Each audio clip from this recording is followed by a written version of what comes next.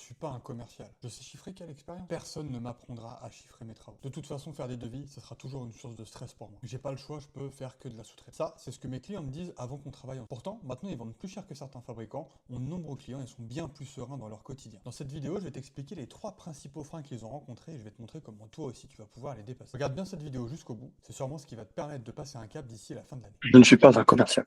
Ça, c'est la croyance qu'on va avoir en général quand on va se lancer, quand on a son activité de tuyauterie. Beaucoup pensent qu'avoir des clients, c'est être VRP, faire les tournées des salons en voiture, des entrepreneurs, se balader en costard, devoir déposer des plaquettes à droite, à gauche, etc., etc. C'est complètement faux. Ok.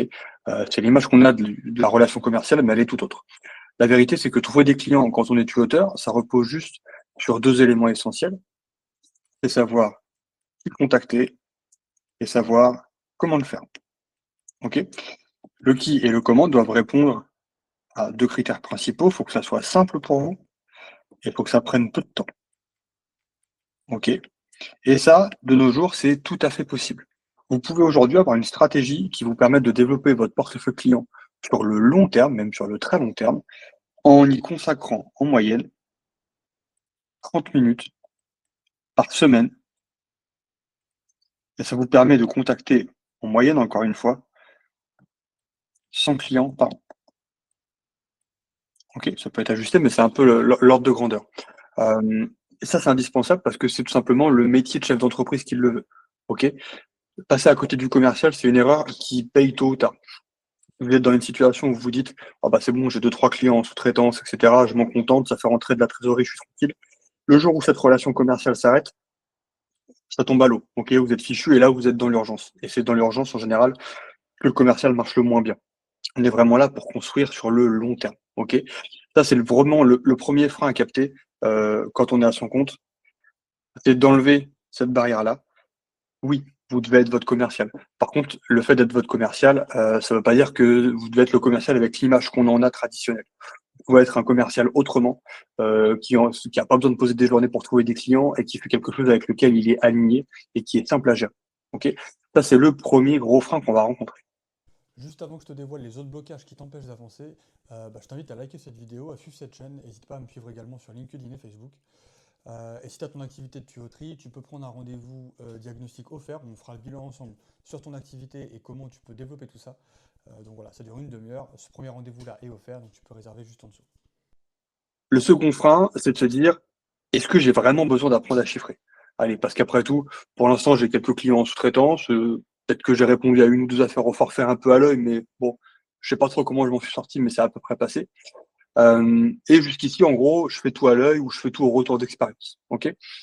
Le problème, c'est que, à un moment donné, alors ça arrive des fois au premier, au deuxième, au troisième, au cinquième, ça va varier, mais le doigt mouillé ou à l'œil ne va pas suffire.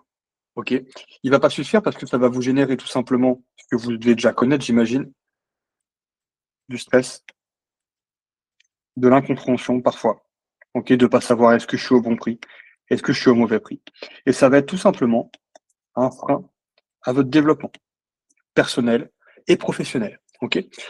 L'objectif ici pour vous, c'est qu'à chaque fois que vous avez un devis à remettre, que ça soit sur de la régie éventuellement, mais c'est surtout valable quand on va chercher des affaires au forfait, vous ayez une méthode qui soit, comme pour la partie commerciale, simple, rapide et qui soit une méthode de confiance. OK? À partir du moment où vous avez ça, le stress, vous l'enlevez, l'incompréhension, vous l'enlevez, le frein à votre développement, vous l'enlevez. Toutes ces fois où vous vous êtes dit: «Ah, je vais pas aller plus loin, c'est pas pour moi, j'ai pas la compétence. De toute façon, chiffrer, ça s'apprend pas. Personne va me le partager, c'est trop précieux comme compétence» et cetera et cetera. Le chiffrage, c'est la boîte de pendant dans notre métier.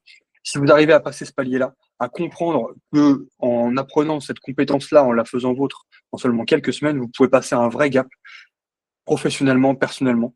Vous allez gagner énormément de temps, vous allez avoir des nouvelles affaires que vous espériez même pas. OK?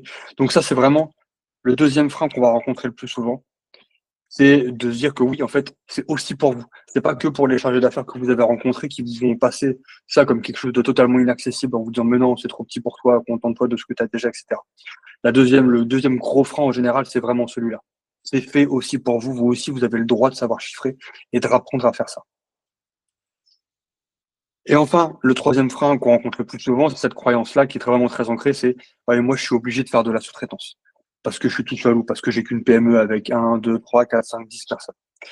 Historiquement, vous connaissez le marché tel qu'il est là, c'est-à-dire que vous avez travaillé peut-être en tant que salarié ou en tant qu'intérim pour des fabricants, et vous pensez que vous, avec votre entreprise ici, vous ne pouvez travailler toujours que pour des fabricants. Pourquoi vous pensez ça? Parce que c'est l'image que vous avez vue. Vous avez peut-être vu des indeps, des PME bosser pour vos anciens employeurs qui sont des fabricants. Et à côté, vous avez vu vos fabricants-là qui bossaient eux pour des très grands donneurs d'ordre. Ok, très souvent. Et effectivement, quand vous êtes une PME ou vous êtes indépendant, d'aller bosser ici, ok, entre vous et ces donneurs d'ordre-là, effectivement, c'est juste pas possible. C'est pas possible, mais en revanche, il existe d'autres donneurs d'ordre, ok, qui sont plus petits, mais que vous connaissez pas, ok, tout simplement. Et ceux-là, c'est eux qui sont la clé pour vous, ok. Vous avez plein d'autres donneurs d'ordre ici qui correspondront à votre échelle et qui, eux, en plus, sont trop petits pour aller bosser avec les fabricants que vous connaissez.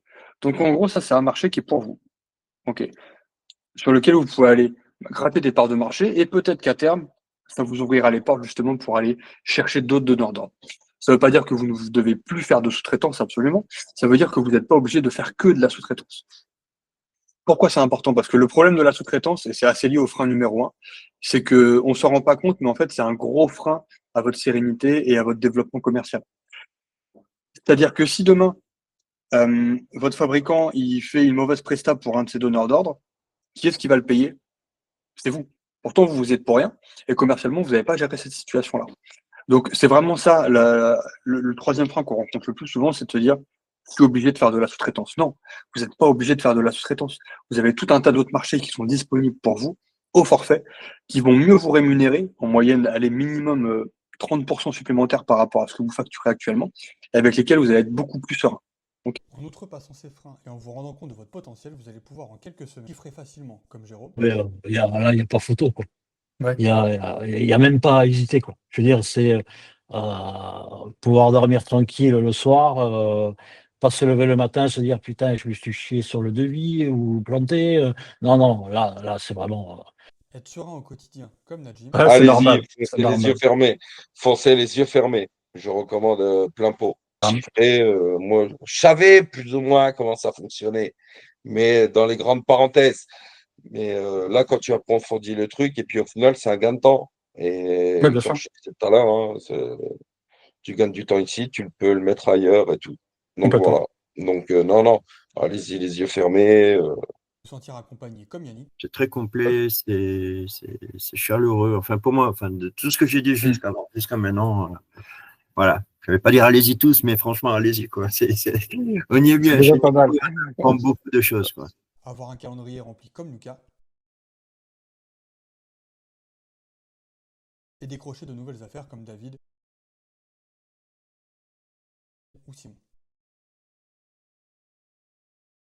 Ils avaient tous exactement les mêmes peurs et les mêmes doutes. Aujourd'hui, ils ont des clients en direct, des devis maîtrisés et une activité bien plus sereine. et là, on arrive au point important. C'est que toi aussi, tu peux faire comme eux. Ça, c'est simple. Ça repose sur une méthode que j'ai mise en place depuis plusieurs années maintenant, qu'on appelle la méthode 3C, qui permet de comprendre le marché, d'apprendre à te faire connaître, d'apprendre à chiffrer, tout ça en seulement 3 mois.